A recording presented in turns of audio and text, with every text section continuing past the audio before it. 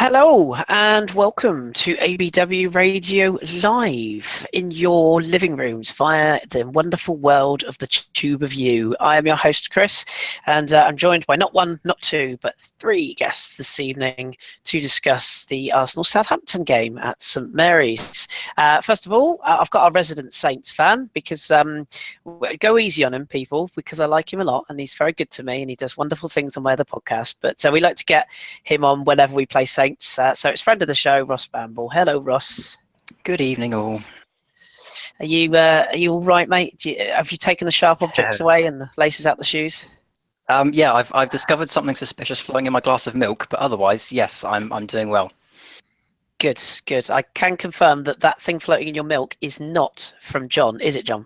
No, it's definitely not from me. Good. Might be good. That's Foul's shot. I don't know. It could well be.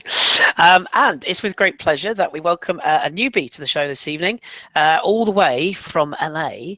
It is, you might know it as @Soccer Diva. It is Sophie. Good evening, Sophie, or good morning. I don't know what it is over there. Good afternoon. How's it going? It's all good. I'm terrible with time zones, so apologies for that. But thank you for coming on the show. And we've said from the outset we're having technical difficulties. Not really. It's just a slight delay on your line. So apologies. It might give Danny something to do later on in the edit, though. So it's about time he did something. But lovely to have you.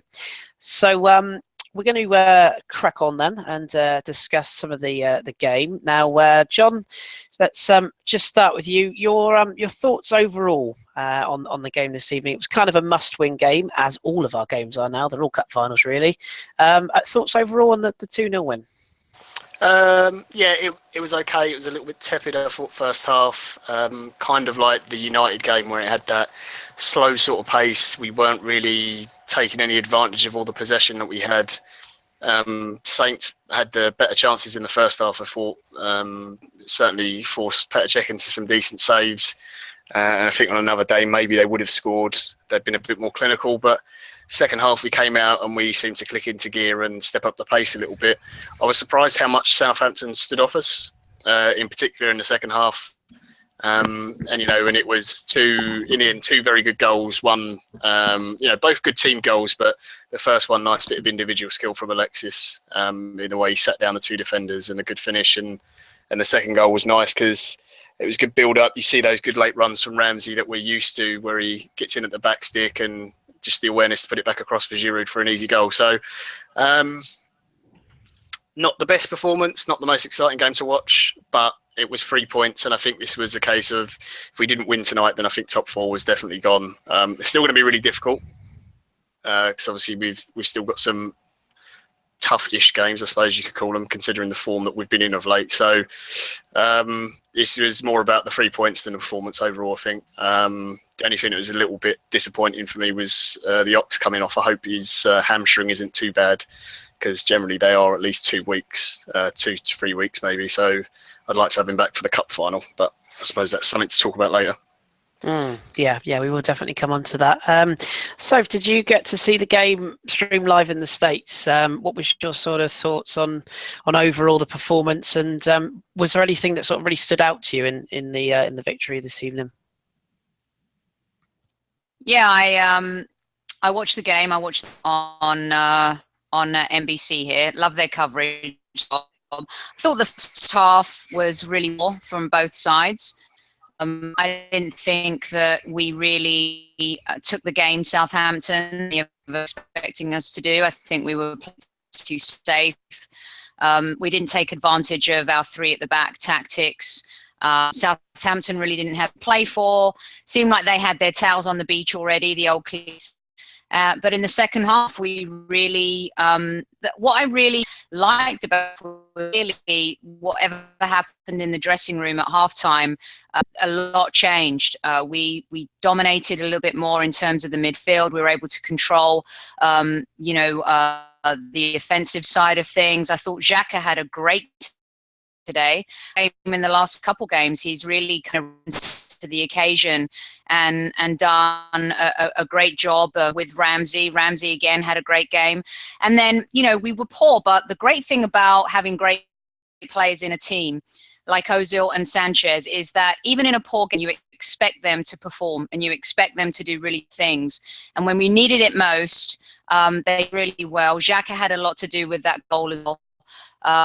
The way Alexis took the goal, ankles, did a Johan Cruyff meets Dennis Bergkamp, and put it in the back of the net. That gave us the confidence, and I felt after that goal went in, we relaxed a little bit more and totally controlled the game. Yeah, well said, well said. And I think overall, I think when you look at these sort of games, you don't really worry too much about the performance. You kind of worry about the 3 points. When you can get a little bit of both, that is a bonus. Ross, I know this is going to be a bit sore for you, but take us through your thoughts. I mean, obviously, we don't want to turn away the masses by going too Saints heavy, but feel free to chuck in your caveat. I mean, it was a game that Claude Puel is under some increasing pressure. Did you welcome the idea of an Arsenal home match under the lights at St Mary's, or did you fear it? And overall, did you feel that the best side won, or is there sort of a part of you that feels you could have given a bit more on the night? I would have gladly welcomed Arsenal about a month ago, at the height of the troubles at Arsenal. Since the three at the back change, they have become a very different proposition. So tonight I wasn't really fancying it, especially with three hands, the pressure that's on Puel at the moment. On the whole, I thought the game was pretty poor. Southampton very good defensively, I thought. Our organisation was pretty good. Offensively, again, we were absolutely nowhere. But Arsenal, on the other hand, I mean, most of their play seemed to get either broken up by their poor passing or our decent interceptions that then led to our poor passing, which then led back onto an Arsenal attack. It was very, very bitty for the whole game, really. And it struck me as one of those games that stereotypically was going to be settled by a moment of magic. And ultimately it was. And as soon as that goal went in, I just didn't have any faith in us. It's the way our season's gone. It's the way we've been under Claude since day one. And then it was just a matter of whether or not we'd keep Arsenal out, and ultimately we didn't. So I think personally it could have got a lot uglier after that first goal, but I think Southampton deserve a little bit of credit for keeping Arsenal at bay as long as they did. But at the end of the day, it was a very poor game. I don't think the quality was there at all. And ultimately, once Sanchez had got the goal, I think it just changed the complexion of the match entirely. Yeah, some very good points, and I do agree with you. I think it was a bit of a stifle game from what I was able to see of it anyway. So let's come back to you. Just so everyone knows, we're not trying to censor you. We're just trying it without video, just to see if the sound's a little bit better. So, performances wise, overall, we've seen this three at the back system. It's garnered 5 wins out of 6 now for the club, and the players seem to be adjusting to it. How did you feel it worked with Shkodran Mustafi coming in today? Because Laurent Koscielny was missing through this sort of injury, which we don't know how serious it is at the moment. Mustafi came straight back in. How do you feel he adjusted to that back three?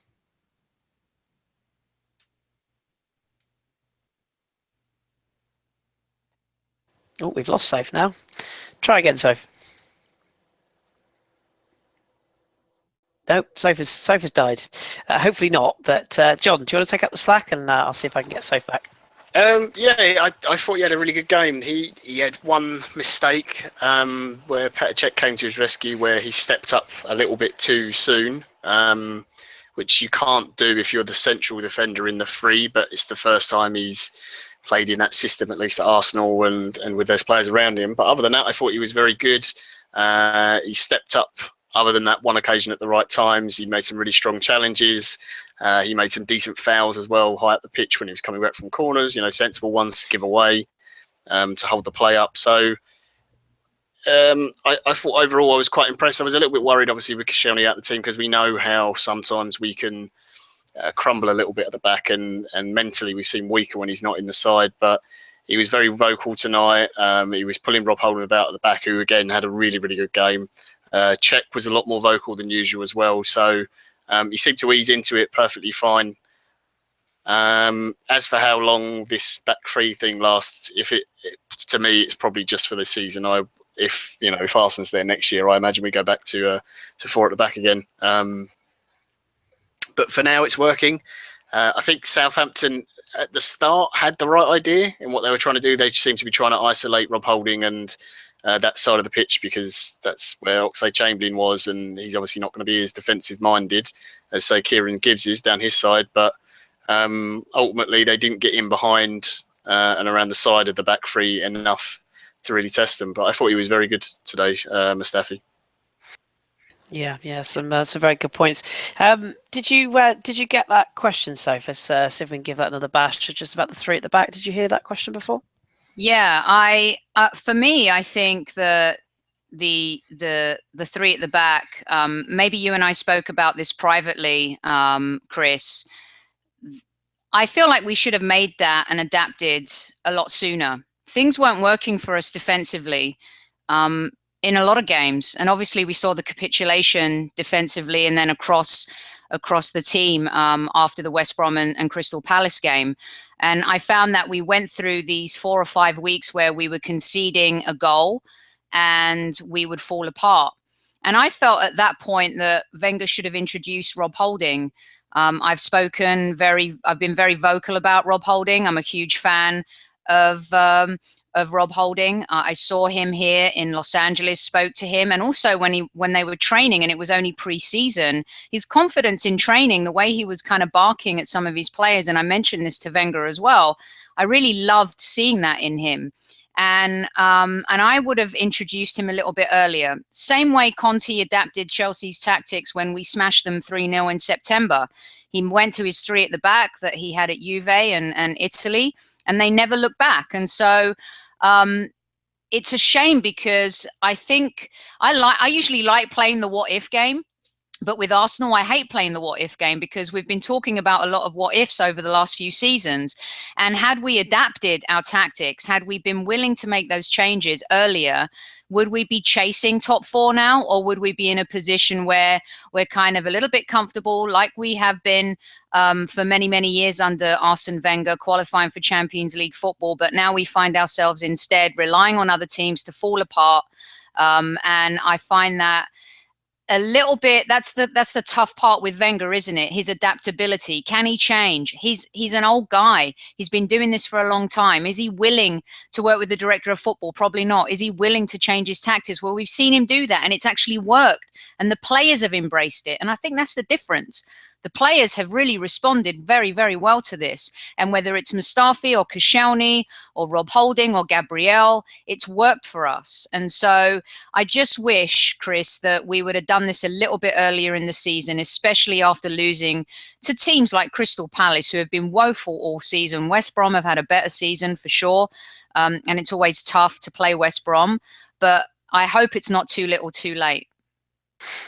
Yeah, excellent points. I think it was, I know I was saying previously, I said to John a number of months ago, I wasn't sold on three at the back. I did think it was a little bit sort of a fad, but at least it was something different. And I think there's been a few points made on our podcast and many other podcasts that maybe it was just something to change the players' mentality, give them something else to focus on and try something.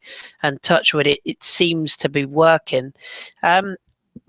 Do you make of it sort of from a Southampton point of view, when you saw your lineup and you saw our lineup, did you look at it and think that there were particular areas that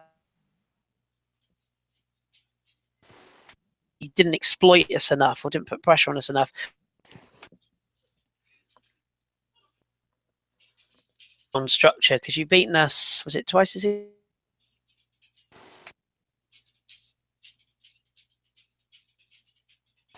Oh, and now Kris is fading in and out. Yeah, that's what I was thinking. The internet on the high seas. Did you catch most of that question, Ross? I got some of it. Did I look at the lineup and see areas that we could exploit? Do you want to go on that whilst I try and rescue Kris? Yeah, of course. I mean, there were two areas of that lineup that I looked at. The first was Kieran Gibbs, and the second was Rob Holding. Now, I'm a big fan of Rob Holding. If you've listened to me on other platforms, you'll know that the Championship is my league, and I've watched a lot of Rob Holding for Bolton Wanderers, and I was a big advocate of Arsenal buying him. I wondered if he'd get the games. Thankfully, he has. But the big criticism they had of him at Bolton was that he stepped out of the defensive line at the wrong times, and I thought with Gabbiadini, perfect opportunity. All we need is Rob to step out, perhaps once too often, or Gabbiadini to be playing on his shoulder, a few balls in behind, maybe we can catch him cold. We didn't really exploit that. Kieran Gibbs, I'm surprised, is still getting a run in the first team, to be honest. I know that we've now got a new system for Arsenal to be playing, but it's a player that I'm still surprised is there. It's like Carl Jenkinson. I just imagine he's a player that would have been moved on by now. So I looked at him and I thought, well, maybe there's an opportunity there as well. But again, we just didn't seem to do it. Redmond, I thought, had a really poor game for us, continually gave the ball away. So he didn't really get in on him either. So those are the two areas I looked at. But the issue we've got at the moment as Southampton is that I've been listening to you guys talk about how surprised you are that we didn't press. We haven't pressed all season. That's the way under Puel now. It's not gung-ho like it was under Pochettino or like it was under Koeman. It's been side to side. It's been patient. And that's been completely removed from our game. So we didn't put the pressure on Holding.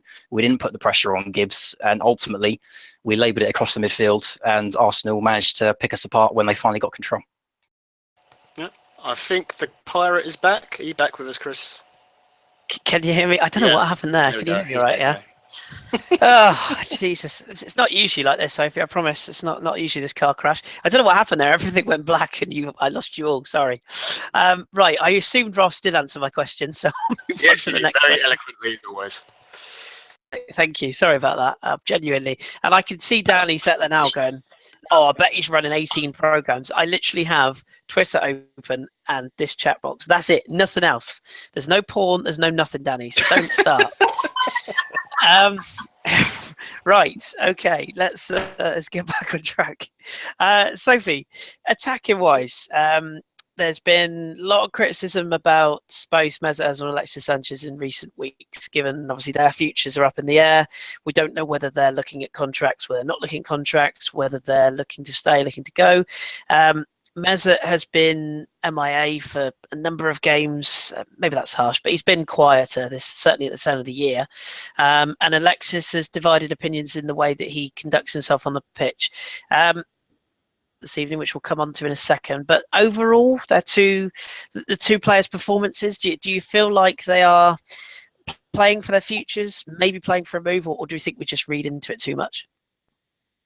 You know what was really encouraging tonight was, I don't know if you guys, I'm sure you noticed it, and I don't know if it's, if we're reading too much into it, but when Alexis Sanchez scored and he went and celebrated towards the fans and then he tapped his chest and he tapped the badge, I don't know if we should read too much into that. I don't know if that said, hey, if we finish top 4, I'm staying. But there was something really, I got sucked into it, and maybe I'm a sucker, and maybe it's because of my will to want him to stay, that I embraced that moment and read too much into it, perhaps. I think that they both love the club. I think that they both enjoy playing their football in London. They like the city. They're cosmopolitan guys, and so London really appeals to them. I don't think either one of them is interested in going to China. I think that Ozil deserves a little bit of the criticism he's had of late, because he just hasn't performed, and he's not really performed in big games. And I think that we judge players depending on how they perform in big games. Alexis Sanchez has done a lot more this season. He scored 20 goals this season, right? So now he's on no one's done that since Robin van Persie. And that's a massive achievement. And so I think it's, as fans, we criticize players. We don't want to drive players away from the club. But I do think that Ozil has deserved the criticism over the last few weeks, because, it's okay playing like a superstar against Ludogorets in the Champions League, right? But how are you performing against Chelsea, Manchester City, Liverpool? I think in those games he's been completely AWOL, and that's why people have gone after him. Not only the fans, but also the media. And he's a very soft character. He doesn't deal with that very well. And so if he was having a confidence issue, the criticism then just escalated his confidence issues. Whereas Alexis, I think, is a little bit more Teflon. I think he takes it on the chin. I think he's much more confident. He knows his ability. He has a little bit more of an arrogance and swagger to him than Ozil does. But if anyone wants either one of those players to leave Arsenal, I think they're mental. Even though Ozil hasn't performed in the big games, he still does things. He still had contributions in the game today that mattered. The first goal, second goal, he was present today. And I think that he's definitely like you got to hug him kind of player. He's a modern player, modern day contemporary player that needs the love, needs the adulation. Is he worth £380,000 a week? I don't think so. But is he worth keeping and having in the squad? Absolutely.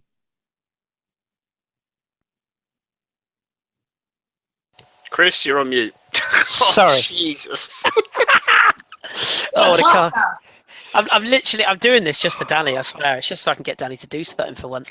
No, I was just saying to myself, coincidentally, that we mentioned it on Sunday that Alexis he does divide opinion, but ultimately he is arguably one of two world-class players, and to let him go, it's all right saying, oh, well, yeah, we'll let him go, and bring in who? It just seems a bit of a strange one for me. Ross, I want to get your take on that sort of side of things as well before we look at the goals. You've obviously got one is harsh, but you've got one player who's being coveted hugely by other teams in Virgil van Dijk at the moment, and he's obviously commanding a lot of interest, particularly from Manchester City by the sounds of it. Where do you sort of sit with regards to selling a player who's unsettled or selling a player who's got massive market value? Because obviously we've got these two players that we're unsure about their contractual situation, and then you've got Van Dijk in a similar position. Do you feel that's do you think that Arsenal should be looking to cash in on these players while there's a value, or should we be bending over backwards to keep them, as indeed as Southampton are with Van Dijk? It's a tough one because that's horses for courses, really. A lot of the time when Southampton summers come around and we have X amount of players up on the window, and everyone thinks this player's going to go and that player's going to go, it all depends on context. There are some times where, like for example, Graziano Pella left us in the summer. Now, to the outside world, that's probably like, why have you let Graziano Pella go? But he was 31. His second season had dropped off from his first, and we sold him for about 15 million or something silly, which was about 8 more million than we paid for him 2 years prior. So for us, that was a very good sale. Whereas someone like Sadio Mane was someone that we shouldn't have let go, that we commanded a massive fee for, and we cashed in on a lot of hype that was around him, especially after that 30-second hat-trick or whatever ridiculous amount of seconds it was. For Arsenal, I don't see Arsenal as a club that should be cashing in on their players at their peak. I think they are a team that should be keeping their players at their peak. Now, if the argument here is that Sanchez has dropped off or that Ozil has dropped off, then the dynamic changes and maybe they should be allowed to move before they do lose too much value.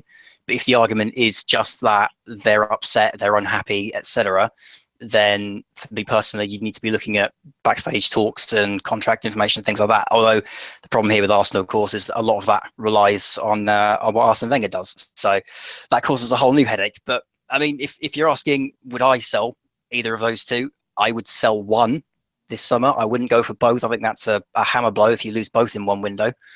And I should also mention that Arsenal have been heavily linked to Virgil van Dijk. I don't know the exact ins and outs of it, but if that one does come off, then you've got an incredible player on your hands because he's good enough to be playing for Barcelona as far as I'm concerned.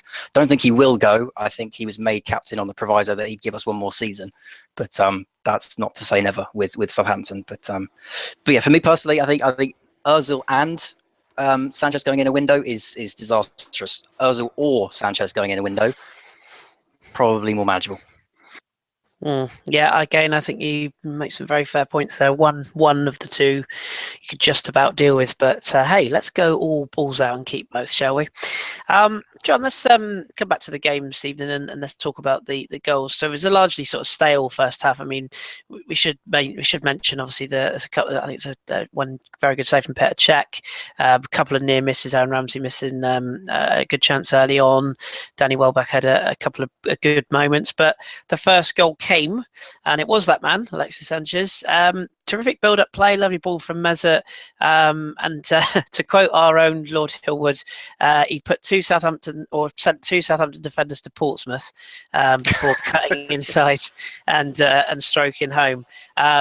So yeah, what did you make of that first goal? Technically, it's the sort of goal that Alexis scores, isn't it? Yeah, it was just nice. The second half opened up a lot more, and there was a lot more room for players like Ozil and Sanchez to express themselves. Xhaka got the ball, who had been dictating play the entire game. I thought really well from midfield. say, to be fair, Southampton made it quite easy for him because they did stand off him. But he played a nice ball, perfectly weighted into Ozil. We could play it first time into Alexis, and it was the first time, I think, in the game that we'd really made one of those either need or Fred sort of passes through the centre of that Saints defence, because they'd done really well up until that point. Alexis took it really well, and just the sort of pivot turn that sent the two Saints players onto the floor, and then the finish past Foster. Because let's not forget, putting the two defenders down is fine, but he still had to get past a very good goalkeeper, and he finished really well on his weaker foot. So, yeah, in a game in which he hadn't done too much up until that point, I thought first half he was largely anonymous, but second half he started to come into it more. Also notable as well that was the more you saw of him, it was him picking it up either from very advanced on the left-hand side or through the middle, where he had played earlier in the season as a striker. So I think it's something you have to consider again going forwards, whether that is still the best place for him. I'm not quite sure he understands the system fully, him and Mesut, to be honest, because they don't really play as those two sort of wide inside forward kind of players that you would expect in a 3-4-3. Mesut still drops into the 10 pretty much all game, and or pops out very far on the touchline, which isn't exactly the position they're supposed to be playing as they're put out on the pitch, but they kind of allowed that freedom. So rather than getting in each other's way, they linked up for once. And I think in all the games, our best moves do always come through those two. Whenever we're struggling or even struggling to get on the ball, they just naturally drift to the same area on the pitch together and play little 1-2s around each other. So it's no surprise, really. And it's nice because he's been, I think Alexis himself would admit, he's been in poor form in recent games. And I know a lot of fans have been frustrated with him and the amount of times he's been turning the ball over. And he did it a few times again tonight and had some poor touches, but you can't doubt his quality and his ability. And you can't take him out of the team. And like Sophie said, that's, I think it's the 5th player in the Premier League era to score 20 goals in the league. So I think is it Van Persie, Bergkamp, Henry, Sanchez, and I think Adebayor was the other one that they named, which seems bizarre now, but he did have that one very good season, didn't he? Yeah. So you can't ever take away from that ability and skill, and obviously he had a big hand as well in the second goal with the knock into Ramsey. But yeah, it was just the first time you managed to get either side of those Saints defenders, who I thought the young kid Ross, whose name I cannot remember for the life of me. Jack Stevens. Yeah, well, I was really, really impressed with him. In particular, that tackle he put on Ozil in the first half. He looks a decent player. Yeah, I like the look of him as well, I must admit. And it's funny, actually, because I know on our other podcast, Ross, you're not a big fan of Mai Yoshida. And whenever I hear his name, I always think of that really bad, cheesy pop song, that Mai Yoshida. I always think of, that's when I hear his name, that's what I think. But I think he's been quite good recently. He's been good all season. I have to give Yoshida credit. When Van Dijk went down injured, we all thought, oh God, we're going to be conceding 5 a game. But Yoshida has stepped up and has been very good this year. I still want him gone because he's not Premier League quality, but he's been very good this year and fully deserves his place in the team, because he, alongside Stevens, has been the reason that Stevens has come on as quickly as he has. He's been very, very good for him as well. So I can't talk high enough of Yoshida this season, although I still want him gone. He's great, but get out. Yeah, fair play. So we've had this debate on this show for, well, seemingly months, and it's the great midfield debate. Some of us are fans of some partnerships, some are fans of others. I think we all agree that the partnership we'd love to have would be Santi Cazorla plus one other, but obviously Santi's not around at the moment, so we're pushing ahead with the Xhaka Ramsey combination. It seems to be getting better. It seems to be sort of progressing week on week. I know everybody hates me saying this, but I'm still not convinced. But it does seem to be better with this back three. Is it the system or is it the partnership you'd like to see us progress with? Obviously to the end of the season and beyond, or do you think there's room for us to maybe sort of improve upon that partnership, improve upon the playing staff in the summer, and maybe push those two players? I think that right now we have no choice. I think, ending the season with Xhaka and Ramsey is going to be our best option. I don't think that we have any other choice, really. I think Coquelin coming on when we're 2-0 up or 1-0 up and just making sure that the game stays tight, we don't concede any goals. That seems to be the best form right now.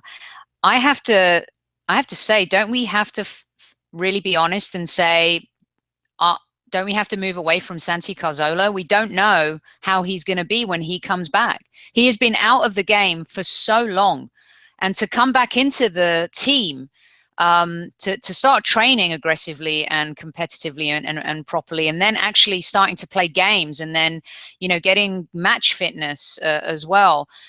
We don't know how Santi is going to be when he comes back, and I think that as much as we love him and as much as we all agree that he has been the absolute missing link, or a player like him has been the missing link for so long, we need to start planning for life without him. If he comes back amazing and he's great, I think now again with it's very, he comes and everyone pointing the finger at him in that he costs £30. He's a waste of money. There's a reason why we paid £35 million for him. Reason why he excelled in Bundesliga. I like his adaptability in that he also not only can have that aggressive part of his game, which we all know he has to curb somewhat and be smarter when he's playing that role. But he has one of the sweetest left foots you'll find. And when he plays well, he can up defenses. And he does it with a very simple ball. He also has a Xavi Alonso sweeping left foot pass that can change a game. And I don't think we've seen that this year. And I'm not going to give up on Xhaka just yet, because he's only as good as the players around him. All right. And we all know that in that role, you really need like a Batman and Robin. You've got to have a duo. Look at the reason why Fabregas excelled when he's come on or he's played for Chelsea is because he's got a cancer or maybe we that type of quality in our team. With a really good partner, Xhaka can excel and he can do even better. It's probably the reason why our defense has been poor is because our midfield has been lacking, and our midfield hasn't had that quality that we've needed them to have this season. And the defense has gotten a lot of the stick for our capitulation in games, but they're not protected. And when you're not protected, you're going to have mistakes. And you're going to see players, put their heads down. We go goal down, and that has been one of our biggest issues. Up front, I think we'd all agree that yes, we need that world-class striker. Whether it's an Aguero or a Benzema or an Aubameyang, that type of quality player. But our biggest issue right now is our midfield and our defense. And if we can rectify that, and if we can really rectify it in a way where we're not just buying another, Coquelin, or we're not just getting another, Gabriel. We're actually going out and we're getting a couple of world-class players in those positions. Until we do that, we're going to have the same problem over and over again. I think again, some very, very good points. And I think it's very, very difficult to know, isn't it, where we're going to be this time next season, or indeed what competitions we're going to be in. And it's really hard to know because obviously until the summer, we don't know what kind of players are going to come in or indeed go out. I think the one thing... But also who we can attract, right, Kris? Yeah. Who are we going to attract without Champions League football? That is... Look what's happened to Liverpool and Manchester United without Champions League football. Yeah, they've attracted good players, but they've also ended up in no man's land. A couple seasons, Liverpool especially. And so, the fans who don't want us to qualify for Champions League because it will be a lesson, what nonsense is that? You want to be in the Champions League. You want to attract good players. You want to attract great players. And if we're not in the Champions League, I think that this could be a spell of a couple of seasons where we're in turnaround, and we don't want to be in turnaround. That's the worst thing that happened to Arsenal Football Club. There's only so many, as you say, there's only so many players. Is he gone again? He's either gone again or he's pulled his headset out. No, he's gone again. Yeah. Talking about the midfield whilst Kris has disappeared again. I think you're right, Sophie. The I love Kris and I love how much he really likes Santi Cazorla, but the whole midfield should be planned. You know, if we're going to invest money in that in the summer, which I think we should, it should be planned with players in mind to play with Granit Xhaka, not with Santi Cazorla, because that's just backwards thinking. That goes back to, you know, we can have a Thomas Rosicky and Mikel Arteta and players like that, and building our midfield around team that isn't going to be there for half the season because you have no idea if they're going to be fit enough or to be able to play that many games. So I think a lot of our defensive issues, I don't think we've got a bad defence at all. I think it just has been the players in front of them. They've been so exposed. And I'd love to see when Xhaka, I'm a big Gladbach fan, and when Xhaka was playing there, he had Christoph Kramer for 2 years, who was on there on loan before he signed recently this season, and he would do all his running for him. A bit like how Pirlo had it at Juventus, where he had Pogba and Vidal do all the running for him, and he was just allowed to pass and spray the ball around. And obviously, he's not an Andrea Pirlo on his passing ability, but like you say, he has got that Alonso sort of raking pass where he can dictate a game. So if you build the midfield around him, I think that's so much better for the club in the long run. And as Ross has rightly put, James Ward-Prowse would be an ideal Santi Cazorla replacement. I'm not trying to sell him to you, but James Ward-Prowse is a very good player, and as soon as he starts scoring more goals, I think everyone's going to be all over him. But if you put him central, because he's also been trained as a defensive midfielder and as a right back, so if you put him alongside someone like Xhaka, then you will get the Santi range of passing, but you will also have a bit more sensibility to go alongside Granit Xhaka. And he strikes me as someone that sometimes needs someone a bit calmer beside him just to dictate when to run and when to stay, you know? So I think James Ward-Prowse would be a perfect option to put beside him, but I desperately want to keep him because he's a very, very talented footballer. You must say that about half your team every year, Ross. Well, yeah. Yeah, I think coming back to the Ramsey thing as well quickly, I think the big difference I've noticed, especially tonight and the last game against United, he looks fit at last. He hasn't looked fit at all when he's played previously in the season. I think too many times he's been rushed back from injury, and he's Arsenal's sort of reliable player who you can ask to play any position and he'll just get on with it and do it and try his best. And most of the time he isn't fit enough.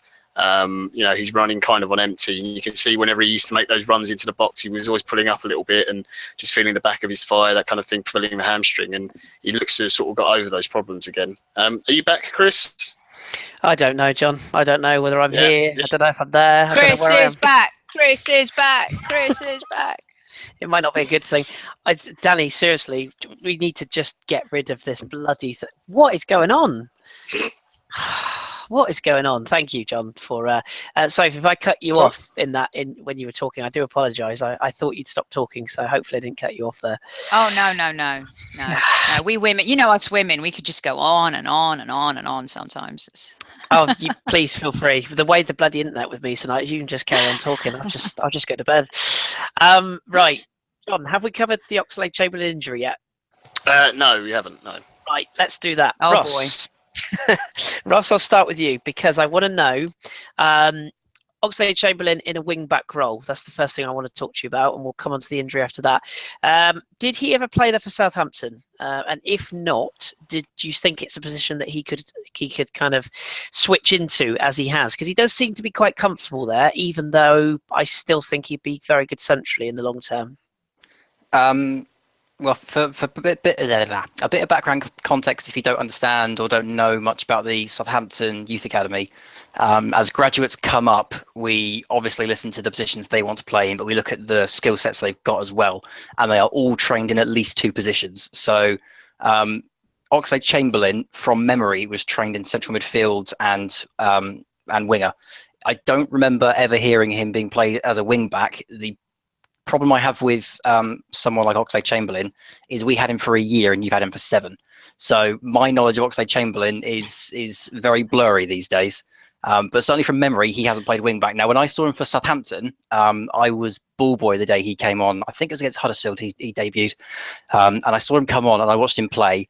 And the obvious thing to see from a fan's point of view was just the pace that he had was absolutely electric. And as a defender, that's fantastic. But at the time, he didn't have the physique and so he didn't have the wherewithal to be playing in defence. Certainly, he's now bulked up at Arsenal because I think Arsenal do a very good job of the fitness side for footballers. So I suspect he could now get involved in it from a physical standpoint. I think with him, much like with Theo Walcott, I think that he is a player that is too focused on the opposition goal to be worrying about his own. That's the worry I have with Oxlade-Chamberlain. So for my liking, I think he's got the physical attributes to do it, but I don't think mentally I don't think he's got that in him to say, right, I should really be going back now. And there were times tonight, I think Redmond, for as bad as Redmond was tonight, he did really try and target Oxlade-Chamberlain and pinned him back quite far at times. And we did have some joy every now and again down that side, especially when Bertrand got high, which wasn't regularly enough for my liking, but that's a different story. So for me, I don't think his best position is a wing back. I don't think he's got the mentality for it. My preference would be, much like you, to see him move centrally. I'm not sure if he's got the physical needs to be alongside someone like Xhaka. Again, I think someone like James Ward-Prowse is probably better suited to that. But I certainly think his future lays in central midfield. I don't think it lays at wing back because I just don't think he's got that in him. Much like Theo Walcott is not one to look up and pick a cross. He's more one to just run at the net, and try and find his angle. I think mentally, Oxlade-Chamberlain isn't built for wing back. No, as for Theo, I think he's wondering if he's ever going to play football again at the moment. There's no sign of the bugger. What do you think, Soph? What do you think about the injury situation? I mean, Arsene Wenger was quoted after the game as saying, I think that the exact quote I've got here was, his hamstring's gone, we don't know how bad it is. Just the word gone suggests to me that that's the season over for me. I just can't see how he's going to come back from that. It's going to be tough. I mean, ideally, we need him for the FA Cup game. This is his first great season for Arsenal, isn't it? Let's be honest. Theo and the Ox, when they were signed, promised a lot.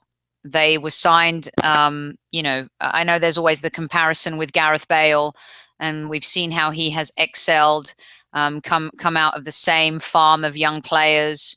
And Theo and the Ox have been a little underwhelming. They've had moments where they've been great, but they haven't really delivered, and they haven't really kind of risen to the potential that everybody thought that they would deliver when they were signed by Arsenal. Liverpool supposedly are really interested in the Ox. I'm also kind of tired of trying to fit square pegs in round holes. If we're going to play three at the back, and this is going to be a new system, then let's get the right players. Let's get Dani Alves. Let's get the right players. I joke about Dani Alves. Everyone thought he was finished because Barcelona let him go, and look how amazing he's been at Juventus this season, especially in the Champions League. But why are we trying to fit him in a position that might not be his natural position? He's definitely an important member of the squad. And if we revert back to a 4-3-2-1, if we're not playing three at the back, I agree that, the Ox is effective not playing as that wing-back role. So for me, I think we got to decide, what kind of team are we going to be next season? Right? What type of system are we going to play? And obviously we don't know all these things because we don't know what's going on with Arsene Wenger. But sometimes we try, and it's worked effectively with Wenger in the past. Obviously the evolution of Thierry Henry and how he developed him into a striker. It became one of the best strikers the Premier League's ever seen. But there are some players that don't have the natural ability of a Thierry Henry, and we try to fit square pegs in round holes, and that sets a player up to fail. And I just don't think it's fair on the Ox to ask him to kind of, naturally fall into this position. He does not have the defensive discipline. He's much more of an attacking player. I think his passing has improved in the latter half of this season. I think sometimes there's been a question mark as to the ball making. His crossing has improved this season for sure. He's got the pace. He's got the speed. We have a player called Bellerin.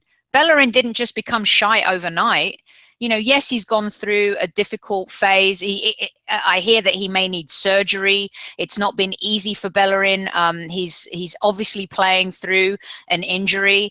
At the beginning of the season, everyone was talking about Bellerin maybe being one of the best right backs the Premier League has ever seen. And now all of a sudden, Bellerin's on the bench and he's a forgotten man towards the end of the season. And obviously injuries play into that. But for me, someone like Bellerin, who is going to be in the Spanish team much more regularly going forward, I love him. I think pace-wise, I don't think there's a right back faster than him in the Premier League.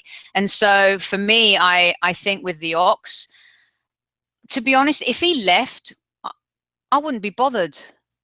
I really wouldn't. I would be bothered in the sense that there's this British core that I've wanted to excel at Arsenal, that I've wanted to really lead by example, one of them to become captain. Like, I've always wished that Theo or the Ox could grow into this role and become leaders where they would also captain Arsenal Football Club, but it's just not happened. And I think that sometimes we so want them to be great, and maybe they're just not that great. And so, yeah, he's had a really good second half of the season and he's been one of our best players, but he hasn't proved it season after season. And so I have question marks. And regarding the injury, we've dealt with that for so long. Another player injured. It's par for the course. That's something that we need to work on as a football club. It's a shame that he's not going to be available in the FA Cup game, because the form that he has, it's benefited the team this season. But how is it going to benefit the team long term? Based on history, I have question marks.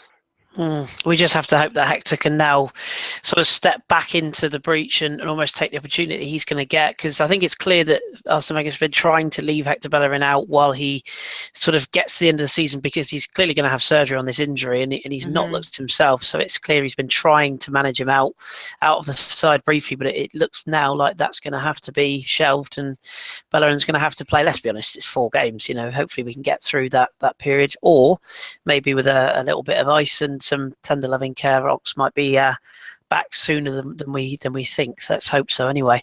What does that mean for us though, guys? What does that mean for us tactically, like in these last 4 games? Bellerin's crocked, the Ox is out. What do we do? Does this mean that now we can't play 3 at the back because we don't have another player that can come that role? Does Sophie fill that role? I mean, he's not as explosive going forward. He's just not that kind of player. What does that mean for us? I think there's one thing and one thing only. It's the return of Carl Jenkins. No, I'm joking. Or Mathieu Debuchy, is he still alive? I don't think. No, the only thing I could logically think is Gabriel into right back again, or even Mustafi coming across the right back. But like you say, they're not the same type of build or athletes. They're not the same type of players. So I don't know. Is the honest answer? I mean, going back to 4 at the back seems like a backward step now at this stage of the season. It's a tough one, isn't it? I think he'll just hope that Bellerin can get through these games and just get us through. Or of course, Ox not being as bad as it is, but a hamstring. I mean, you know what it's like. It's once it goes, it goes. It's not one you can just sit there and hope it goes away. It is a concern. But John, we should also just touch on the second goal as well, which we haven't really discussed, which sealed the game. Olivier Giroud, useless to some, useful to many others. I'm in the useful camp. I do appreciate some, the people that sort of say that maybe he's not, a bona fide starter right now. I still think he's going to attract a lot of interest in the summer, and we could lose a player who is very, very handy at doing precisely what he did tonight, coming off the bench, and that has to be said, a dot of the cap to Aaron Ramsey as well, because that was a perfectly glanced header back across the face of goal for Giroud to nod in and clinch the game. Yeah, really good ball from Alexis in as well.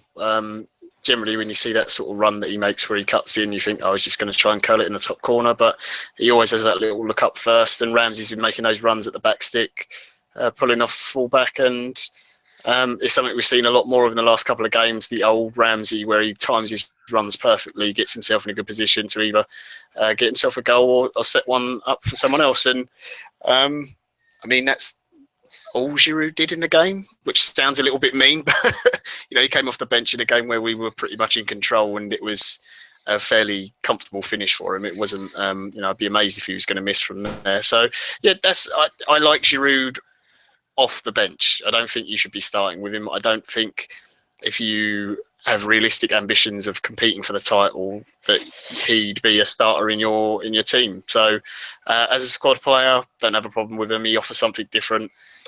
He helps shoring up games as well when you are in front, because he can offer you a bit more defensive solidarity as well, and he comes back to help you defend the corners and stuff. So another goal for him. I think he's got to be 15 or plus goals this season as well, I think, which, considering he hasn't played a lot, is a really good return for him. It wouldn't surprise me if he does leave in the summer, to be honest. But there is one player I would have liked to have seen come off the bench, but he wasn't even on the bench, and that was Lucas Perez. Don't open the box marked Perez again, please. We'll be here all bloody night. I think he was back in training for the first time yesterday, wasn't he? So I think it's a case of I think he's been in training for a lot longer than that. He just hasn't been training with the first team because Arsenal couldn't give a shit about him and doesn't want him at the club. Just my personal opinion, but you know. And I don't think he's good Poor enough. Lucas. Let's move on. Okay, I tell you what I do want to do at this point before we take some questions. Ross, for those people who don't listen to other mediums, they might not know that you and I do a podcast with John as well, and others where we talk about football in general. I'm not on the one with Ross. I'm not smart enough for that one. No, fair point. You just edit it, but yeah, Ross, we do a show on a Sunday night with the Hipsters podcast where we go through the weekend's action, and we discussed, as you and friend of the show Josh did on Sunday, about the race for the top four from a neutral, from the outside looking in, peering in as you are. Who's your money on at the moment? I mean, obviously Arsenal got this result tonight. We've got 3 cup finals left really now, if you look at it that way. Liverpool's run-in is probably the trickiest of Man City and who's the other? Man United, of course. United are or you kind of got the focus on their game tomorrow night and potentially a Europa League final. Are you going to put your head on the block and say who you think is going to get in and why? You always throw me under the bus like I this know. every time I'm on this show. It's terrible. I'm sorry. At this point, after that win, I think the momentum is now with Arsenal. I think a lot will depend on if you can maintain it, clearly, because there are teams in more advantageous positions than you. I think Liverpool are the one to look at if you're looking at teams to chase down, because we played them on the weekend and we were excellent defensively, but they were just not good enough. They were snatching at chances, and without Sadio Mane, they are just not the same team. Manchester City, I mean, you and I both have our opinions on Pep and Manchester City's style of football and all of that, but you can't say that it's not worked for them. They have had a bad season by their standards, but they're still in fourth, and I would say still in with the best chance of the teams in the running to keep their place. And Manchester United, at this point, I just can't judge them. The wheels have come off there. I'm a big Jose Mourinho fan, which won't make me popular with some people, but was it 2 points in 3 games now? And they've not been brilliant over the past couple of games, more negative than usual. So I think they are slowly ebbing away. With this result, I would put Arsenal above them. So I think now it's a straight shootout between Liverpool and Arsenal for 4th spot. I think City are safe in it.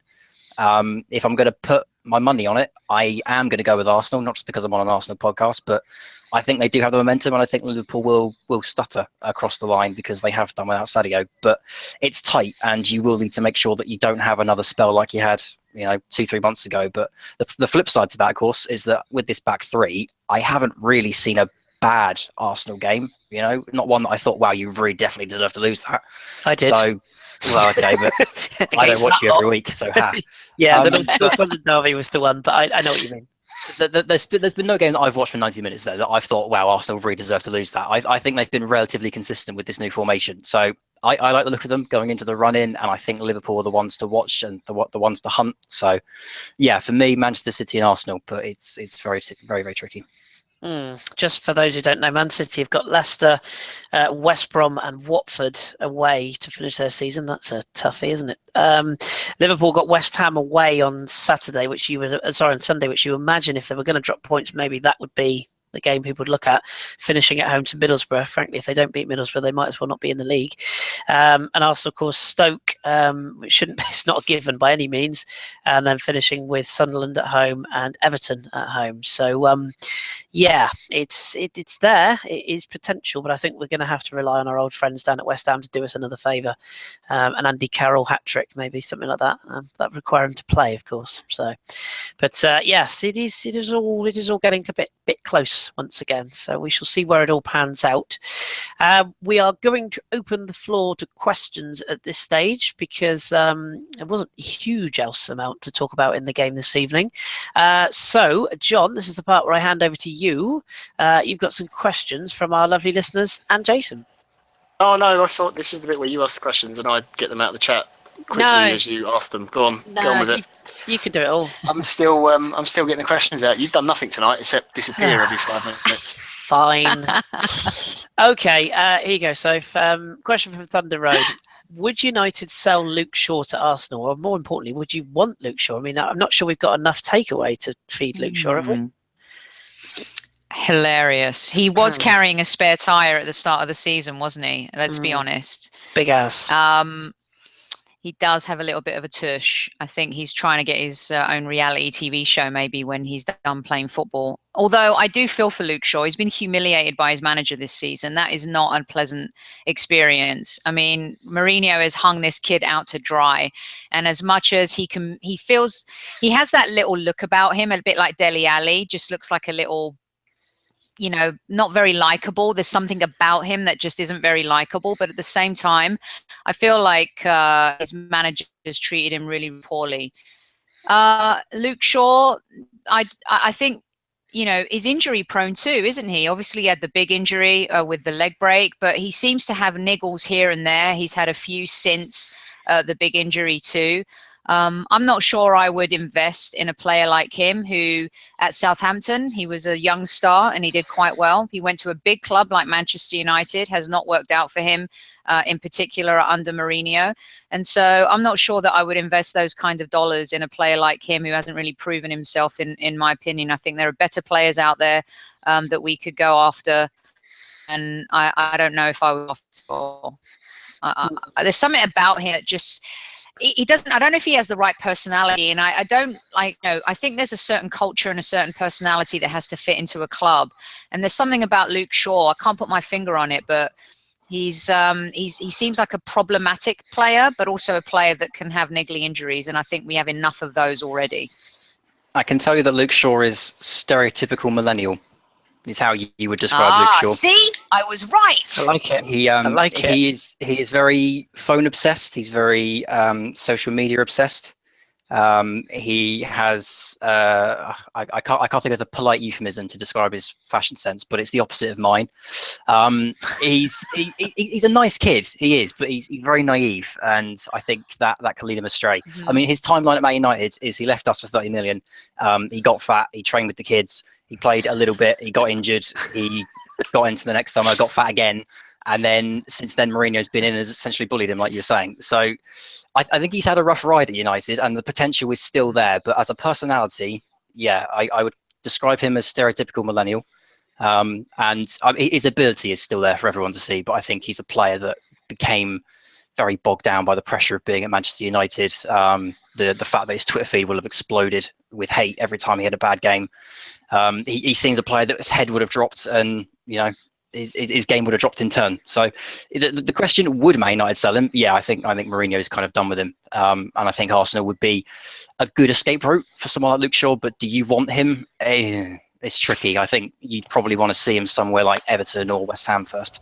I'd rather put my money into Benjamin Mendy, to be honest, than if we're going to get a Southampton fullback, can we just go and get Ryan Bertrand? Yeah, he'll do. Yes. Although he has got. Sorry, Ross. No, it's all right. You buy everyone, John. You just leave us with me. With no one. We've got this lad called Sonoga, Ross. He's great, honestly. Oh, piss off. You should really look at him. He comes free with a cockaloon. Shut up. With a cock or a cock? No, let's move on. Let's try another question then. By the way, no, Luke Shaw. I think he's an Everton type of player. Do you know what I mean? But a mid-table club, I just don't think he's. I may be wrong. Newcastle, there you go. Good shout. Yeah, perhaps we could ship him off to Josh's Brighton, Ross. Maybe that's the way forward. And also, that's what I'm talking all of that. Ex-players. Yeah. I'm sending them off to Brighton. So. There you go. The reports of Shade Kolasinac still joining eventually as well. So if he is coming in, then I think the left back issues are sorted. To be honest.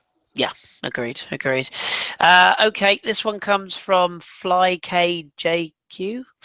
Anyway, from him. Will we sign a top striker in the summer? Go on, John. Nope. I knew that was coming. There's nothing that leads me to think we're going to do that. I know there's the usual paper nonsense of, we've got the war chest again and how much money we've got to spend and everything. Let me change the question then. Because I don't see who we would buy, but like the sort of fees that are being talked about for players. You can forget about Kylian Mbappe. You can forget about Aubameyang. Lacazette looks like he's going to Atletico. Both the Milan clubs are going to spend huge sums of money into more than anyone as well. Rather than trying to get a huge name who we're just never going to compete for, like an Mbappe, I think we should be sensible and go for a player we know we can actually afford and we have a reasonable chance of getting, who is a prospect. And, we've got a real chance of going. So you've got Patrick Schick at Sampdoria. There's other players in the Bundesliga. There's players in Spain. There's strikers out there to get. The problem is, I think, knowing if it's Arsene in charge, and it will be him who has the final say, he will have his number one target, which will be someone we've got no hope of getting. And he'll diver all summer thinking that maybe he's got a chance last minute to get him, and we won't do it. And then last minute, someone will come in from Stats DNA and say, we've got this player and he hits these targets on our little spreadsheet. So we're going to get him cheap. And it will be like the Lucas Perez situation all over again. I can't wait to see us unveil Rudy Gestede as our big summer signing. The only one I would say that there's an outside chance of us signing, who is a big name, but I'm not necessarily convinced is still at the same level he was, is Benzema. Yeah, I agree. We've had this discussion, haven't we? You and I. Yeah, just because I think Madrid are the names they're looking at. Someone has got to move on. The sensible choice would probably be Bale, because apparently the Madrid fans hate him for whatever reason. And Benzema is obviously loved by Perez, but he'd be the one I could, if there's a big name out there, that may be him. But I'm not convinced. He's the type of player. He's not exactly the striker I'd want anyway. No, it's the domino effect, and how I was going to change the question, and maybe I'll swing the question to Sophie in the same regard. If I said to you, Sophie, you can have, you can spend your entire sort of wad of money, and you can get a player like a Kylian Mbappe. You can spend 85 million quid, and you can get that player in.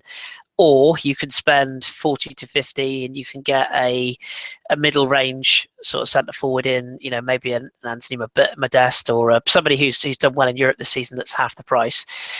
Which would you prefer to do, and why? I mean, is it quite a case that we need to make a statement signing to prove that we are still an elite club, or is it just the right signing to fit the system that we're looking to play, i.e. somebody maybe a bit more mobile than Giroud?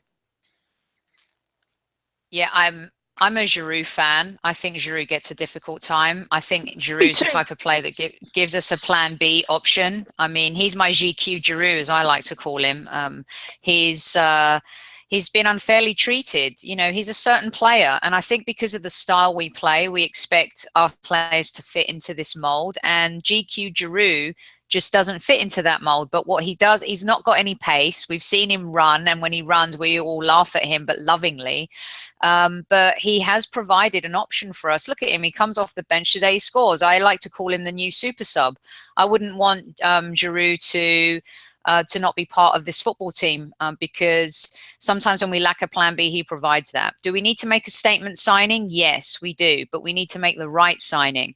Is that someone up front as a striker? Is it going to be that magical midfielder that we were talking about earlier to replace Santi Cazorla, because we don't know how Santi's going to come back from his injury? Is it going to be like, let's just go to PSG and offer them a boatload of money for Thiago Silva, a team that has completely underperformed this season? And I think there'll be a lot of players looking to move on from PSG, because the one thing that they really want to do is progress in the Champions League, and I just don't think they're ever going to be able to do that. Should we be eyeing someone like Morata, who, I think is a player that, given the opportunity to start every single game, or at least be very pivotal and be told you're the man or you're one of the main, I think would excel. I don't agree with.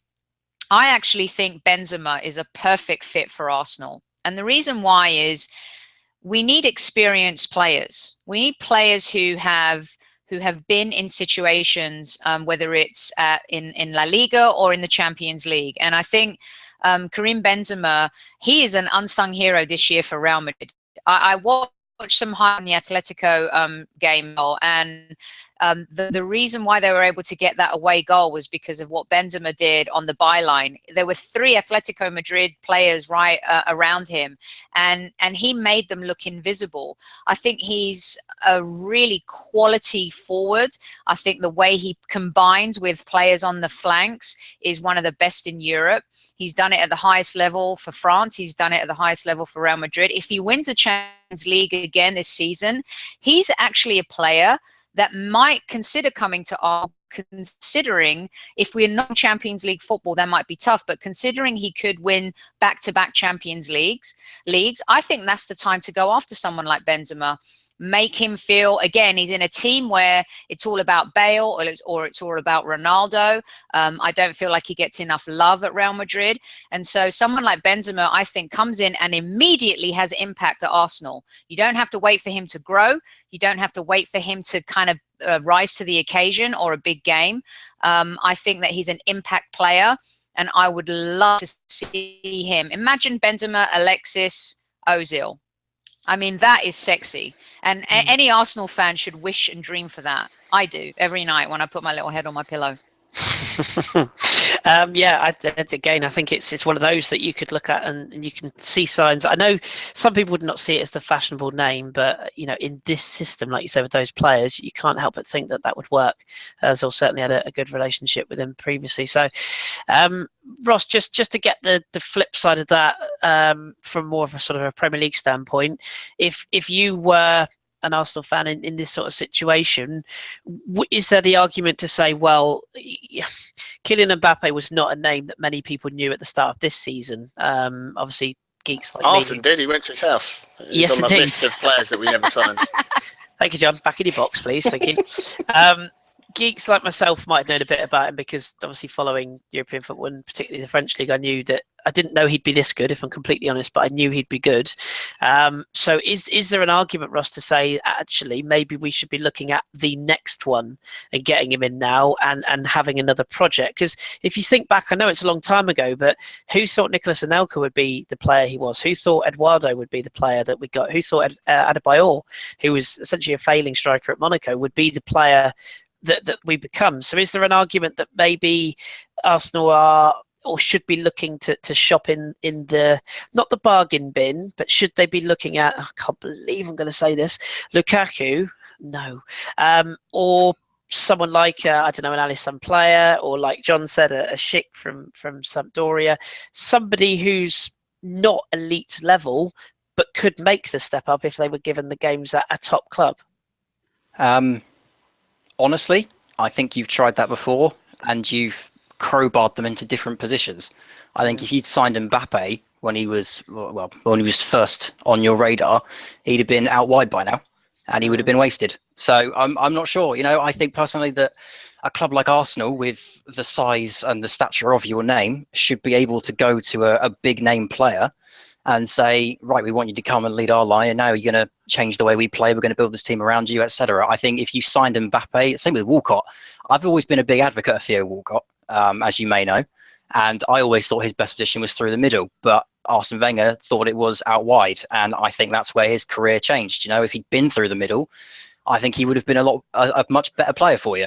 But I know obviously you've had more experience of that with him through the middle now, so perhaps that argument wanes thin. But I think at the start, I think he was crowbarred out wide, and it put him back 3-4 years. I think the same would have happened with Mbappe. So depends entirely on how you're going to use them. If you see the right jigsaw piece and you put it on the other side of the board, what's the point in putting it there?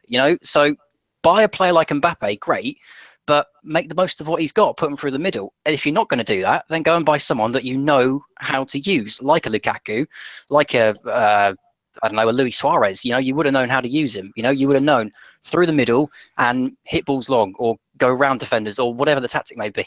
For Arsenal, I think it's putting someone in the team right now that you know and understand, because building them, I don't think, has been Arsenal's key strong point. No, some good points there. And I think if you want a project, it's a little bit away yet, I think, but maybe the next season or two, we might see somebody called Donyell Malen make the step up to first team. I'm not saying he's going to be a starter, but I think if you're looking at a project that you can have a little play around with and introduce gradually, the reports about him are very encouraging. So obviously we've got to move Yaya Sanogo on first, but I'm sure we can find somewhere like West Ham to move him on to. Let's just whip through a couple of these other questions, and so some quick fire answers to these. This one, John, you can have this one. Our very own Mr. Holick. If Xhaka were injured in this setup, crikey, El Nene or Coquelin? Down Jace, he says, or down dog. El Nene all day, not Coquelin. Can't pass. He's great at like the tackling and destroying bit, but he can't do anything else. He can't distribute the ball. El Nene isn't as good a passer as Xhaka, but at least he's a neat and tidy player. That we've said it loads of times, he's the 7 out of 10 kind of, reliable squad player that you bring in. If Xhaka went down injured, I hate to think about it, to be honest. It would be pretty bad. But yeah, El Nene over Coquelin all day long. Well, I don't want to see Coquelin starting a game for us. I know you don't. You're anti-cock. No, you're. Not. If we were playing a 3-man midfield, an actual 4-3-3, and he was just there to stand in front of 2 centre backs and kick the shit out of people and win the ball back and pass it 2 yards to another player, fine. But he can't do anything else. I'm sorry, he's not good enough. He's regressed. He went off to Charlton, and and he came in, and then we got all excited and overhyped him because we hadn't had a player who could make a tackle since like Gilberto. And then actually after a while realised, he's not actually as good as we all thought at all. I watched him at Charlton. I was staggered he stayed in your first team. Absolutely blown away that he was still in that Arsenal first team after that year. We hadn't had a midfielder who could tackle. I mean, our best midfielder who could tackle since Gilberto was Alex Song. That's true. Yeah. The cock has gone floppy. I'm going to give this one to Ross because I've got one stored up for Sophie because I know this is going to be an interesting one to ask. So Ross, I'm going to give you this one from our friends over at Git, Gooners in USA podcast. If you had to sell 3 Arsenal players this week, Christ, that's a bit cutthroat, isn't it? I'm going to change that to this summer. Who would you sell? And when I say that, I don't mean like again Sanogo. Poor old Jaya. I mean, first team players. Who would you sell, Ross? I mean, is there anyone you fancy? I mean, we could do you a buy one get one free, or there's no one in the Arsenal team that I want, which I suppose is a bit of a damning indictment. The ones I would immediately look at are Gabriel and Gibbs. I think would also be on the list. I've got to try and remember who else is in your team now. I love the kid, but I suspect Theo Walcott's races run. I think he's probably better suited somewhere like a Liverpool. Dare I say it, like a Lyon, like a Liverpool, like a Dortmund. Newcastle.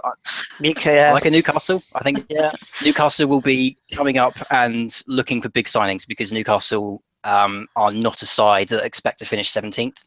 Despite the fact that they've come up through a very difficult division where they were tested a lot more than they thought they would be. 17th would still be a failure for them. They want 14th plus.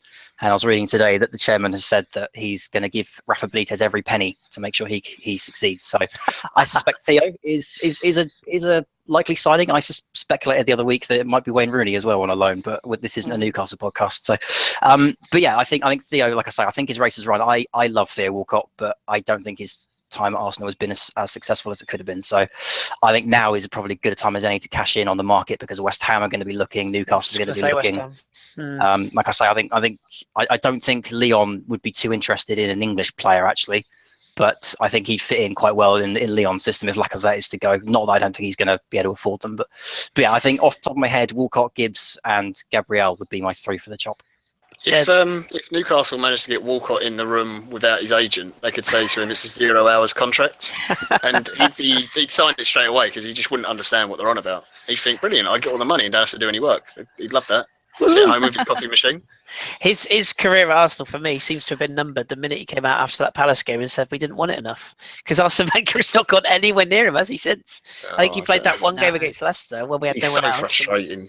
You can see the talent, but I think Lyon have got another target in mind, Ross. I think they're turning their attention to Anthony Martial, who's that's going to cost even more. Potentially, but it sounds a lot like they can make it work. Sounds a lot like it's going to potentially happen. So we'll see. That would be quite a fall from grace, wouldn't it? But still, this is the one I'm going to give you, Soph, because this is. I appreciate we said we'll try and get through the questions quickly, but I don't know how quickly you can answer this one. But this one is from No Nickname Required. Is the club even talking with other managers, or are they waiting for Wenger's decision on his future? That's a great question. Mm. I don't think we're talking to anybody, because I actually think we're so polite and nice that it wouldn't be etiquette for us to be talking to anybody. You know, there's times where I wish we were owned by Roman Abramovich, because say what you want about the Chelsea revolving door of managers, they've developed a winning culture and mentality in their new chapter in their history. Yes, you know, people like Carlo Ancelotti deserved a lot better in terms of how he was treated by Roman Abramovich, but you have to say the decisions he's made have always resulted in them winning a trophy. And look what he did last year. They finished 10th. Chelsea, the modern Chelsea. We all know about the old Chelsea. And they were in disarray. Antonio Conte hits the same team, adds a couple players, and they're going to win the title. They were 10th last season. These are the decisions that we fail to make. These are the decisions that we're afraid to make because we're so tied to Arsene. He's become too much part of the furniture at the club. I think that one of the toughest things what he's done for the he gave us the best years we've ever had and ever seen as football fans. We'll never see another year again like the Invincibles. It was magic. It was beautiful, but it was a very long time ago, and football moves on. And I just think sometimes we're too polite. We've taken the culture of our manager in every area of the football club. You know, sometimes you see certain teams. Chelsea have taken on the personality of Antonio Conte this year. You can see that on the pitch. Liverpool have taken on the personality of Klopp. You see that on the pitch. And I think that we're so loyal to Wenger because of what he's done for the team that we're too afraid to hurt his feelings, and we're too afraid to go out there and be talking to other managers. And I think that's a shame, because every great story comes to an end. And I don't think anyone wanted to ever see it end this way. We've got to be out there talking to managers. You know, the Leipzig manager, look what he's done this year in Germany in Bundesliga. For a while there, everyone thought, wow, what an amazing story. This trailblazing team. A lot of people in German football don't quite like how they've done, how they've kind of created their success over the last 4 or 5 seasons. But there are a lot of great young managers out there, and there are a lot of good managers out there. But I don't think we're talking to anybody, any of them at all. No, I think you probably are quite right on that one. Or if we are, it's been a very polite cup of tea and a bit of cake, not particularly any sort of serious negotiations. So, did anybody see that video that Arsblog posted of Dick Law talking? Yeah. Did you see that? That was quite interesting, wasn't it? I did half expect him. Sorry, this is awfully cliche, but I did half expect him to stop halfway through and go, "But dang, diggity ding," but he didn't, which was disappointing. I found. He does look like he should be in Dallas, doesn't he? He's a very odd. He's from Texas, isn't he? Yeah. Is he really? I didn't even know that. So there you go. Yeah, I think he's from Texas. I'm sure he's something like that. Strange. Not that we'd advocate anyone shooting JR or indeed him, but if he could sort of disappear, that'd be lovely. Anyway, okay, last couple then, and we'll disappear. Our good friend Noma wants to ask about the power struggle between Wenger and Gazidis. Ross, a neutral perspective on this one. Do you think there's a power struggle developing? It's clear that the relationship may have thawed a little between the two. Is that more because Ivan Gazidis is kind of sick of dealing with the same old questions about the manager's future, or is it because Ivan Gazidis sees that he could take the club in a different sort of way if he was able to have more control, shall we say, more decision making? I have to admit, I don't know the structure of your club well enough to answer that as eloquently as perhaps you're asking me to. But what I would suggest is that after the season you've had, if there is a power struggle in developing, then I would completely understand it. I think the general feel for about 6 years now amongst some sections of Arsenal fans has been that it's been time to go for Arsene Wenger. And 6 years ago, the general feeling was, all right, you're overreacting. And then every season you've had a little bit extra just to add a little bit more spice to it. And every season it's got a little bit louder, and you've gained another few people here and another few people there. And I think this season is the first season where even the neutrals have now got on board and said, you know what, I think you've got something here, and I think it's time to go. So I think there's a lot of pressure mounting, not just from small factions now. I think it's pressure mounting from even the media and neutral fans. So if there is a power struggle developing, it would not surprise me whatsoever, because, like I say, I think the noise now is getting to the point where it can't be ignored. It's affecting things on the field. It's clearly affecting players and management decisions.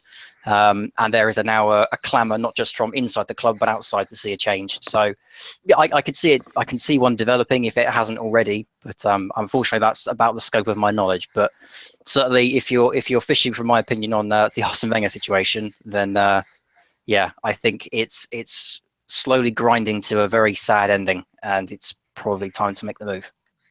I don't think you're far wrong in how you speak of our structure. Even from an outsider looking in, it's quite clear it's a bit of a mess. We got one more question each for John and Sophie. So John, you can have this one. Mr. V question: what will be the future of Callum Chambers next season? I would suggest that he might work quite well in this back three. Would you agree with that? Yeah, I think so.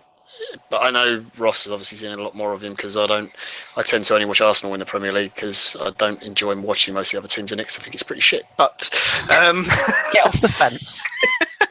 But sorry, Pete, we should watch Serie A. It's much better. But yeah, no, by all accounts, Callum Chambers has had a very good season. I know when we were doing the radio show last week, funnily enough, actually, Sophie said, I'm not convinced because he's been in a struggling team, which I do get.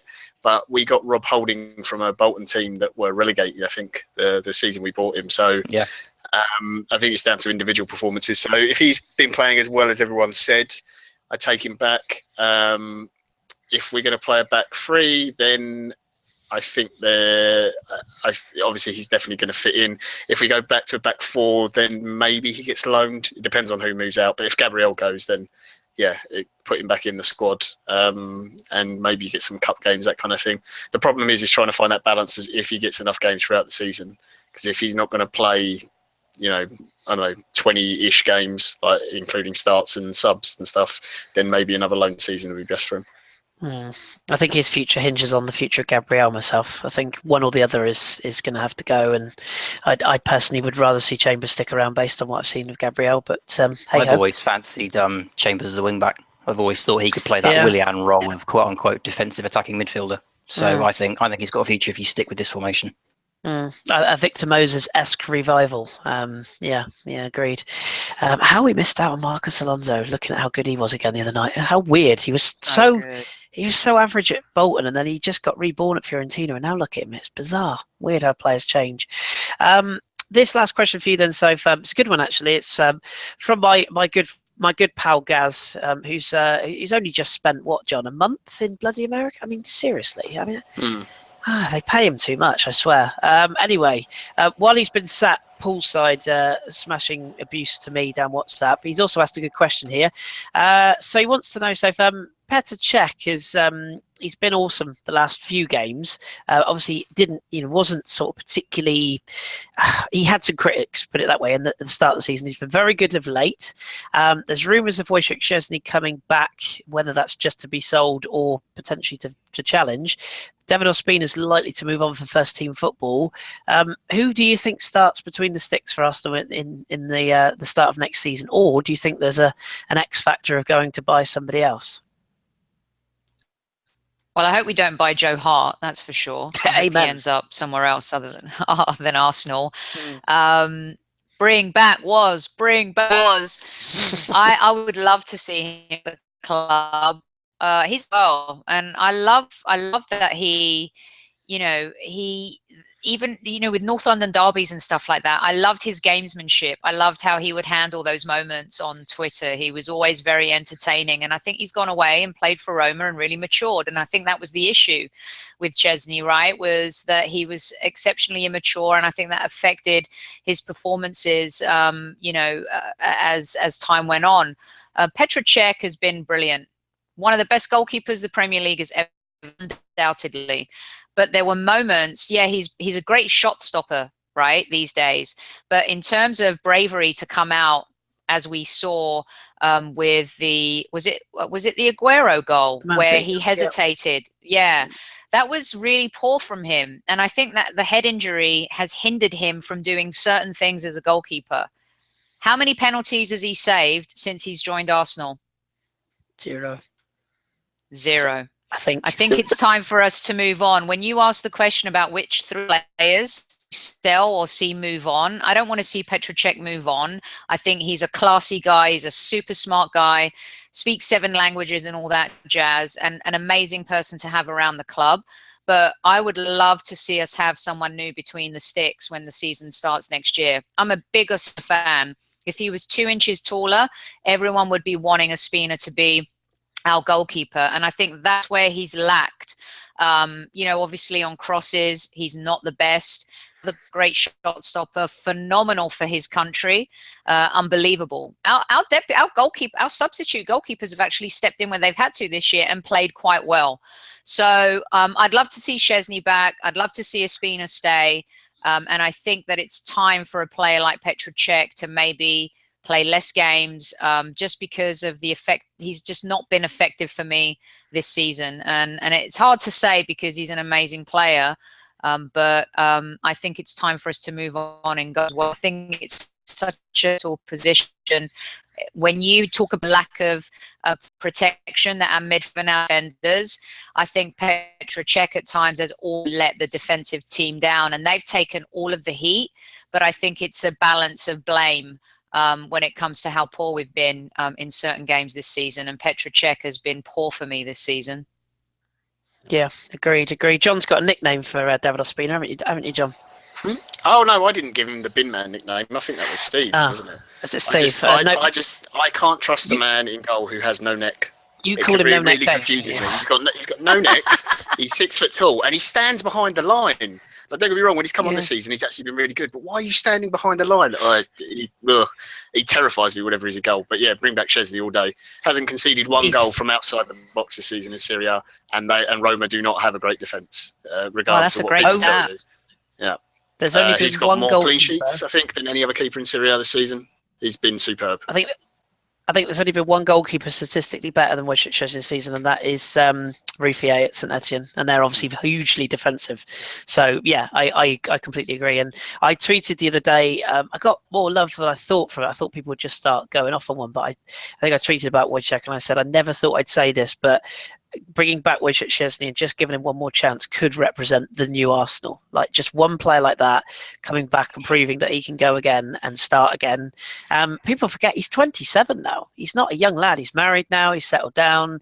I mean, I'm sure he still sets his farts on fire. I mean, don't we all? But he's that's just his personality, and I freely admit, I hold my hands up. I completely admit when he did the smoking thing, it wasn't the fact that he was caught smoking, because as you've said, John, a number of times, big name players smoke. Is it Marquisio that smokes 50 a week or something? No, Nainggolan smokes. Nainggolan, sorry, that's right. But for me, it wasn't that. It was the attitude he displayed in that incident. It wasn't so much the actual smoking itself. So, I just think that. It's a shame that Jack Wilshere is made of what he's made of. Not glass, because we know he's not glass ankle. He's just, unfortunately, gets kicks at the wrong time because of his game. It's a shame that we couldn't have built a squad around players like Jack and Wojciech, who clearly want to be Arsenal legends. But, if I had to put money on it, I think Wojciech will come back and be sold, but I hope not. And I think the only other goalkeeper that I'd probably have a little look at if he was an opportunity would probably be the lad at Sunderland, Pickford. I think there's something there. I think, Ross, you think the same, don't you? I think there's something in him. But yeah, for a goalkeeper that's been in a team that's conceded as many shots as they have, I think he's, as it may seem to say, I think he's kept Sunderland alive in a lot of games this season. Yeah, agreed. And when you could have Peter Cech as potentially not just a goalkeeper who's still active, but he could also be potentially a coach moving forwards or an influence in that dressing room, much like Mertesacker probably will be next season for those younger players. And you've got a player like Emi Martinez, who people forget about. Yeah, I mean, the goalkeeping situation could be quite nice, which is quite weird for Arsenal because we never seem to say that. But that's probably a question for Arsenal in the summer. And that is indeed where we will leave it today. Just before we sign off, some of you may know this, some of you may not, but today is May 10th, and it's a certain happy birthday to a certain Mr. Dennis Bergkamp today. Only for another 27 minutes, technically, in UK time, but this podcast is named after him. So happy birthday, Dennis. Come home. There will always be a place for you, even if you have to swim, because you can't fly, of course, but it will be fine. And you can bring Mark Overmars with you as well. So happy birthday, Dennis. I also want to pass on a very special thanks to somebody who's not part of our parish, but we all know well, and that's Mr. Jockman, who those of you, I'm sure, in the Arsenal community will know who Jockey is on Twitter. He's written a book which is due to be out soon, and people such as myself and our good friend Mr. Hollick have been asked to write very small contributions to his excellent book that's coming out, and I just wanted to publicly thank him for that opportunity. So thank you, Mr. Jockey Poo, if you ever listen to this. Check out his videos, by the way. He's on YouTube as well, so have a look at that. John, podcast tomorrow, what have we got? Danny, Gimli? It is Danny, Gimli, Jeff, and it is either Kate, or it says here, I'm not going to say what it says here, a famous person. Who I don't have the name of because I haven't put it in there. But yeah, okay. Dan will probably put it in the chat in a second, and make us all look stupid. Yeah. Yeah, as usual, the communication at OBW is superb. Yes. I did just want to say sorry to Johnny Moon, who didn't get to answer his question about the outbursts of the director of football. If you send it to Danny on the pod account for tomorrow's questions, because I'm sure it's a topic they'll bring up. My quick answer to it was really embarrassing by us, and he made himself look a tit. That's probably a good question for our Jeff, I think, that one, because Jeff will have a look at it from one way or the other. So that's probably one for Jeff. So I'm sure Gimli will tie that one up. Super. Okay. Yes, the podcast will be out obviously tomorrow night if Danny can get his ass out of bed and actually do something for a change. So Danny, get on that, please. Thank you. I'm very much looking forward to going seeing the new Alien film, so I will not be around, but I'm sure I'll listen to it on Friday, so that will be good. And we'll be back on Sunday, is it, John? We're playing Stoke. It is Sunday, isn't it? No, Saturday. Saturday. With the evening kickoff, aren't we? Oh, hallelujah. I can actually do the other podcast, Ross. Wow. I know, it's incredible, isn't it? Amazing, yeah. So we'll be back after the Stoke game on Saturday. Where our trip to Mordor, it comes around every year, sadly. At least it might be sunny this year. It'll still be windy as buggery, but we'll go up there and hopefully get the 3 points we need, and then all become West Ham supporters for the rest of the weekend. So until then, my thanks to Ross. Ross, thank you for once again coming on and fielding the the rabble we have to no, of course, I love our listeners, but thank you for being brave and coming on and talking Arsenal even when it probably feels a little bit tough. No, pleasure as ever. And thank you, John. The old gag is you have to be here. You don't, but thank you for being here anyway. Yeah, no, I didn't have to be here at all tonight, did I? But I mean, good thing I was, because you didn't turn up for half of it. Touche. What can I say? But the beard is still poor. Yeah. And of course, Sophie, a superb debut. We really appreciate it. I'm sure we'll have you back. So thank you ever so much for joining us. We really appreciate that. Thanks, guys. I appreciate you having me. I'm on TalkSport later if anyone can't sleep and needs to count sheep. Anything's better than Adrian Durham, so tune in, people. And I will just simply leave you by just saying the following phrase. John, do you want to join me in this one? Lanzini. Good night, boys and girls. Thanks for keeping ABW, and we'll speak to you very soon. Night.